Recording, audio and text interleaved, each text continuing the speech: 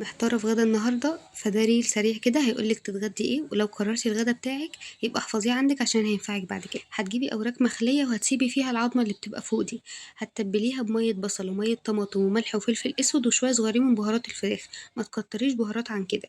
دي نصيحتي ليكي بعد ما جربت الوصفة دي.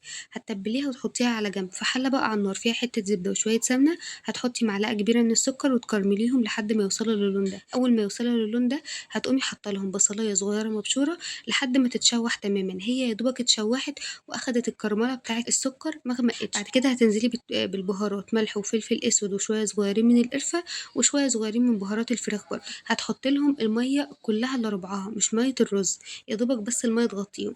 لو حابه تكتري كميه الرز عشان تاكليه جنب الفراخ عادي كتري، بس خديه سوا الا ربع قبل ما يستوي السوا الكامل بتاعه. بعد كده قمت محضره فرشه بطاطس وبصل وتبلتهم برضو بملح وفلفل اسود، والخطوه دي اختياري. بعد كده طلعت ورك من التتبيله وحشيت كل ورك معلقتين بالظبط من الرز اللي احنا اخدناه سوا الا ربع، وبدات اقفل الجلد كده على الرز من كل حته، وبدات ان انا اقفله باي خله موجوده عندك او عيدان شيش طاووق، بس تكوني قصه الحته المدببه اللي بتبقى فوق لحد ما بقى الورك عامل زي الحمامه المحشيه كده. اخدت الورك بقى وحطيته على الفرشه اللي انا عملتها اللي هي البطاطس والبصل، وبدات ان انا ادهن وش بباقي التتبيله بتاعته. دخلته الفرن على الرف الاول من تحت لحد ما اخد اللون ده، بتديله نقطه ميه في نقطه ميه لحد ما تلاقي معاكي الوراك استوت واخدت اللون التحفه ده. بصوا ما شاء الله خطيره، وصفه بجد رهيبه جديده مختلفه وبجد هتعجب الولاد جدا، وبعدين طعمها مميز جدا. شوفوا الحلاوه والجمال، الورك مستوي ودايب جدا، والرز على فكره اللي معاه طعمه خطير. ان شاء الله الوصفه تعجبكم، ما تنسوش بقى تحطوا لايك وتعملوا لي متابعه لو بتشوفوني لاول مره،